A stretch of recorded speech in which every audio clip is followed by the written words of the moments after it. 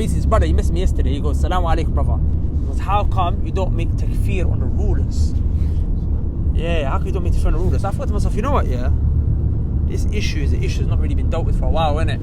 You know the Khawarij, or the people who make takfeer on the people unjustly. They say so and so is a kafir unjustly.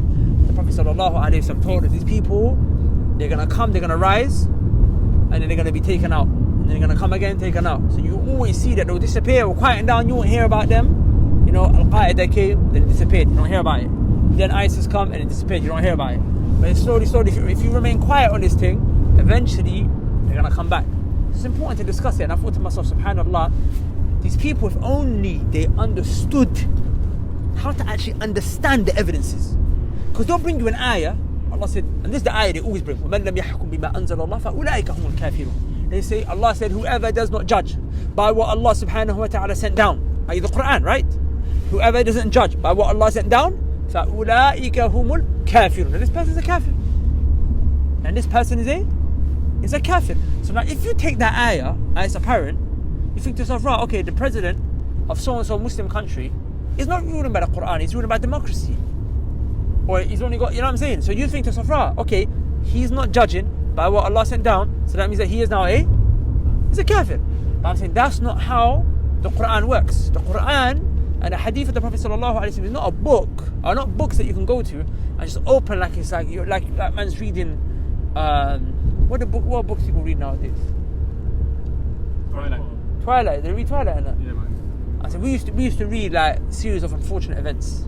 You remember? You know about Of My Cement. Yeah, it's not like it's not you can just open up Of My Cement and understand you know what I'm saying? There's sciences that you have to study: Arabic language, usul al-fiqh, usul al-tafsir, mustalah al-hadith, sciences that come together and then they help you understand the Quran.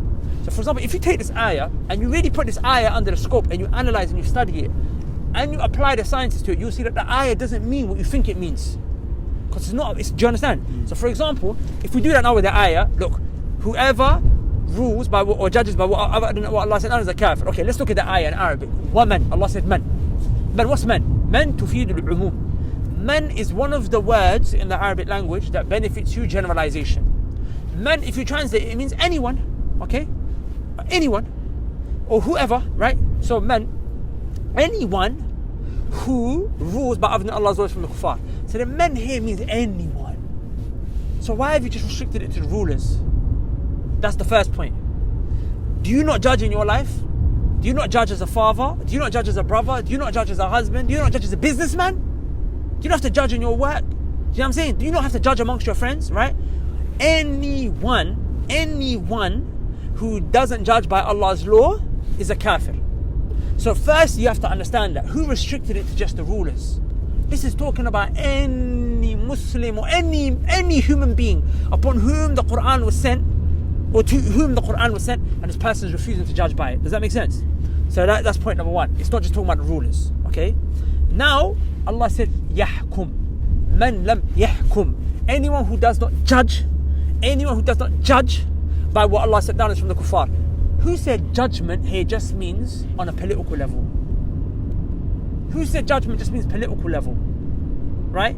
Who said judgment here only talks about law, like governmental law? Because if I think in Surah An-Nahl, Allah, He talked about the people who would bury their daughters alive. When they bury their daughters alive, what did Allah say? سَاءَ مَا يَحْكُمُونَ. Evil is what they are judging. So pay attention. What does this mean? Allah is referring to their action is evil. Meaning, you are judging by Allah's law in your life by obeying Allah's command. And when you disobey Allah, for example, you bury your daughter. When you disobey Allah because you swear. When you disobey Allah because you fornicate. When you disobey Allah because you watch porn. When you disobey Allah because you're bashing. Because a lot of these guys, they bash, you know that, right? Yeah, they talk all this crowd online and they're talking to girls, sliding into their DMs on Twitter, and then, they do their thing. So I'm saying these guys here, they're sinning. They're not judging by Allah's law in terms of their own life. It's a very important point to understand, wallahi. They're not judging by Allah's law in their personal life, in their personal sphere, okay? Allah referred to that as judgment. It's not just on a government. Yes, it's true. The governmental scale is called judgment. And you in your own life is also judgment. Today, you have to judge by Allah's law, by not sinning. You have to judge by Allah's law. When a woman comes by, you have to lower your gaze. Your actions are also judgment. That's very important to understand. So now we benefit two things. We know that the man means anyone. It's not just talking about the rulers. Anyone comes into this. Whoever it is that you might be will come into this. Yeah? And the yahkum, the hukum, the judging, is not just governmental judging, political judging, legal judging. It's even judging in your own life, the sins and the actions and the good deeds that you do. If you prayed today, you read Qiyamul Layl, you fasted, you judge in accordance to Allah's law in your life. Does that make sense? Then Allah said, Ma again also benefits you generalization. Man lam yahkum bima, ma. Anyone who doesn't judge by anything and whatever Allah sent down. Meaning Allah sent down rulings and legislation pertaining to marriage. So you have to judge by Allah's law in that. Allah sent down rulings and legislation pertaining to business. You have to judge by Allah's law in that. Allah sent down rulings and legislation how to raise your children. Judge by that. And Allah also sent down rulings and legislation how to judge a country. How to judge between people in a country. So ma means any type of thing that Allah sent down. Whatever Allah sent down, you have to judge by all of it. To the point where Ibn Taymiyyah rahimahullah ta'ala said that to the Sahaba, according to this verse, a judge, this verse would apply to a man and two children come to him. And each one has writing, and they say, judge between us who's got the better handwriting. That man has to judge by Allah's law. According to the Sahaba, that man will be considered a judge. So that means, according to these people, if that man, his heart becomes soft for a second, and he gives the wrong judgment towards another kid because he likes another kid, and he says, your handwriting's better, even though it was worse, then he became a kafir. So you're going to become a kafir just because you tell someone that your handwriting is bad? When it's good? Does that make sense? So that means you're going to become a kafir if today you didn't judge according to... If you bash today, you become a kafir according to these guys. If you looked at a girl, you slid into her DMs, you became a kafir. Does that make sense?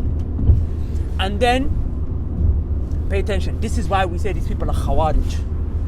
Because the khawarij made takfeer of the Muslims because of major sins. They said, oh, you drank alcohol? Kafir. Oh, you slept with a girl? Kafir. Oh, you backbited? Kafir. You lied? Kafir. Now these guys don't say that, but they take the same principle and they apply it wherever they want to apply it. At least the kuffar back in those days, they'd be honest. They'd tell you, yes. Allah said, Alasa ama yahkumun. Evil is what you judge. Evil is what you judge. That means any sin that you do is you're a kafir for it now. They were wrong, but at least they were consistent. These guys, they're not consistent either. Does that make sense? So now pay attention. Then how do we understand the last part of the verse where Allah said, Ula'ika وَمَنْ لَمْ يَحْكُمْ بِمَا أَنزَلَ اللَّهُ فَأُولَٰئِكَ هُمُ الْكَافِرُونَ. How do you understand? Allah said, but they're kuffar. Allah said, anyone who doesn't judge by what Allah said, then they're kuffar. So then a person will think, okay, calm, that's right. So if you do sin in your life, and if you do not apply the Quran and judge it in every aspect of your life, whether it be marriage, business, finance, and law, and whatever have you, then you're kuffar in all the situations. We say no. Because kuffar is of two types. There's major and there's minor. There's major and there's minor. And this is why you have to take the tafsir of the Salaf. Abdullah ibn Abbas radiyallahu anhum ajma'in was the one who explained this ayah. And who was he? He was the one the Prophet sallallahu alayhi wa sallam made dua for him. The Prophet said, Allahumma faqihhu fi din wa allimhu ta'wil. Oh Allah, give him deep understanding of the religion and teach him the interpretation. Interpretation of the Quran. So he understood it. So how did he explain the verse? He said, this kafirun here, this kufr here, this disbelief here. He said, this is not the kufr that you guys are running around with. It's not the major kufr. This is kufrun duna kufrin. It's the kufr that's lesser than the major kufr. It's the minor kufr. In another narration, I think the narration mentioned Sunnah al-Bayhaqi, or the other one mentioned al-Bayhaqi, but either way, he said, this is not disbelief in Allah and the angels. It's not the kufr when you left the fold of Islam. This is minor kufr. It's not major kufr, it's minor kufr. Does that make sense? Right? And this is something that's understood. Like even in Sahih Bukhari, and we know we're not going to say Sahih Bukhari is a murji and Sahih Bukhari doesn't understand Iman and Kufr and so on and so forth. In Kitab al-Iman, the book of Iman, which is the second book that he brings in the Sahih after Kitab Kitab Bada was it Kitab Bada al-Wahi? Yeah, the Kitab when the beginning of the revelation started. So Kitab al-Iman, what did he say? He said, he has a chaptering, okay? He says Kufrun duna kufr. Okay, or something like that. He chapters it. Basically, he mentions the minor kufr, and he brings a hadith of the Prophet sallallahu alaihi wasallam said. He said, "I was shown the fire, wa aktharu ahliha an-nisa, and the majority of its inhabitants, its people, is the women." And then the Sahaba and then the Prophet said, "Yakfurna," they disbelieved. And the Sahaba said, يَكْفُرْنَ بِاللَّهِ, did they disbelieve in Allah? Because they thought, is it major kufr? Did they disbelieve in Allah? And then the Prophet said, no. يَكْفُرْنَ الْعَشِيرِ وَيَكْفُرْنَ الْإِحْسَانِ. They disbelieved in their husbands, the good that the husbands done for them, they disbelieved in it. Because a woman, the Prophet ﷺ said, a man would do so much for her, and then she would say to him, he would do so much good, that one day he does something that she doesn't like. And then she would say, مَا رَأَيْتُ مِنْكَ خَيْرًا قَطْ, I've never seen any good from you. She disbelieved all that good that he done for him. Does that make sense? To show you that the woman did a kufr. But that's not major kufr. All that good he done for her. Yes, so all the good he done for her. Huh?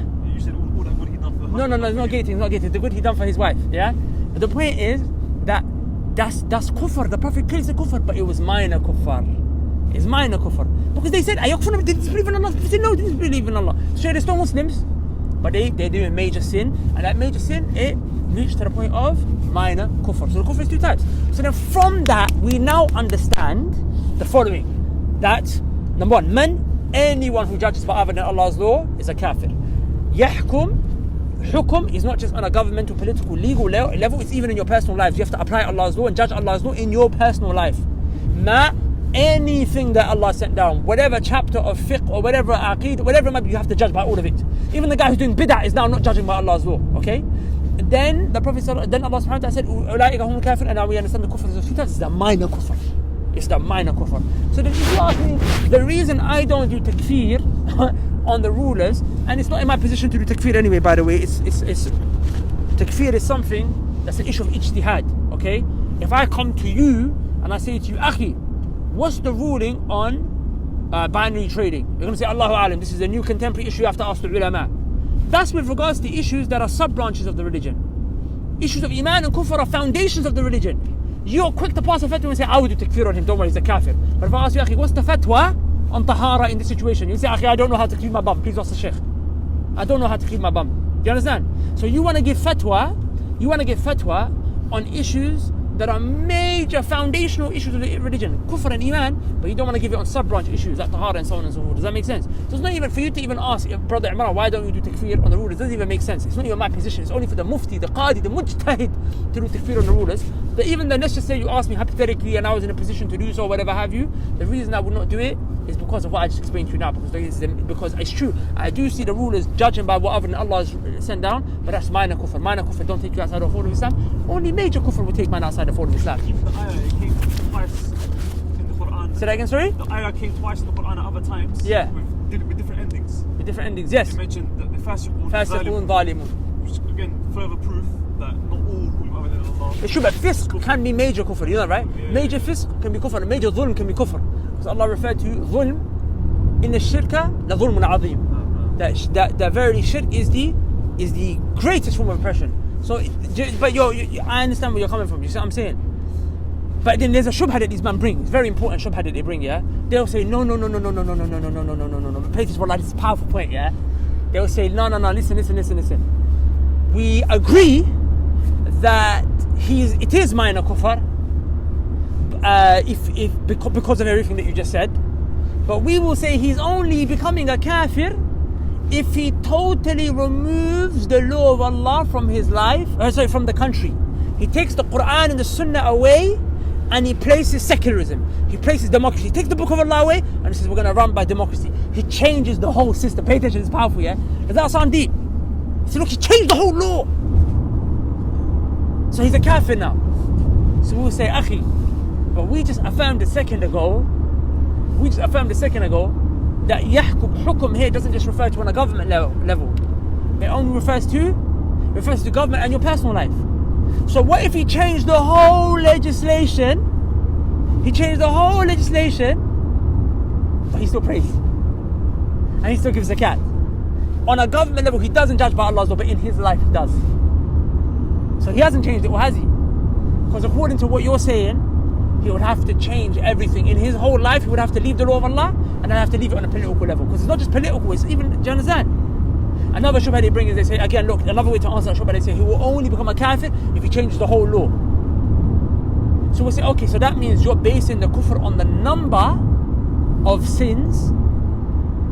We say, what's your evidence for the number? And to prove that it's a number, because Shaykh al-Albani said, look, okay, say I'm a ruler, and I rule by Allah's law completely. I rule by Allah's law completely and entirely. I judge by Allah's law. But one day, my son, he commits a crime. He steals, and you come to me and you tell me my son committed a crime. Because my son, my heart goes soft for him for a second. So what do I do? In this situation, I slap him on the wrist and I say, don't do that again. But I don't give him the punishment of cutting his hand off. Did I rule by Allah's law? I didn't rule by Allah's law, right? So will I become a kafir? They'll say no. They say no. It's when you change the whole system. Okay, calm. So I say, what about if 10 times my son came to me and 10 times I changed the law for him? You know, you're not a kafir. What if I came 100 times? They say if you come 1,000 times, you're not going to be a kafir. Only when you change the law completely. So I said, what's it? So let's just say that there's only 1,000 laws. There's not, but let's just say there's only 1,000 laws. If I change 999, you won't call me a kafir. But if I change 1,000, you'll call me a kafir because I changed 100%. So your takfir is based on a number. Right? Bring me the dalil now. What's your dalil to become a kafir? Based on the number of sins that you do. Where's your dalil for that? Do you understand?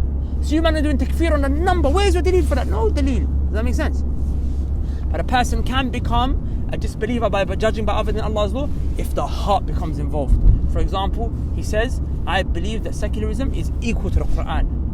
Or I believe that the secularism or democracy is better than the Quran. Or if he believes that it does istihlal, he says, I believe democracy is halal for me to do. But this you will not know unless you ask him. You have to ask him. He has to say, it's to bring it from his mouth. Because it's the action of the heart, right? It's like when Usama ibn Zayd radiallahu anhu, he killed the man in the battlefield. The man said, La ilaha illallah, just before he died. Pay attention, look how deep this is. The man is killing Muslims on the battlefield and Osama is about to kill him. Just before Osama is about to kill him, he says, La ilaha illallah. So you'd think to yourself, right, he's obviously only doing this just because he doesn't want to get killed, right? So Osama said, no, this guy's lying, he killed him. He killed him. And then when he came back to the Prophet sallallahu alaihi wasallam, the Prophet sallallahu alaihi wasallam said to him, Ya Osama, what did you do? You killed a man, he said, La ilaha illallah. What are you going to do when La ilaha illallah comes in the day of judgment? And then he tried to explain to the Prophet, no, he was only saying it because I was going to kill him. The Prophet said, Ashaqaqta qalbih, did you cut open his heart? It's the action of the heart. You don't know if he's lying or not. Does that make sense? And we're not saying you only become a kafir based on the action of the heart. No, we say no, you can become an action of the limbs as well. If you step on a muscle, you become a kafir.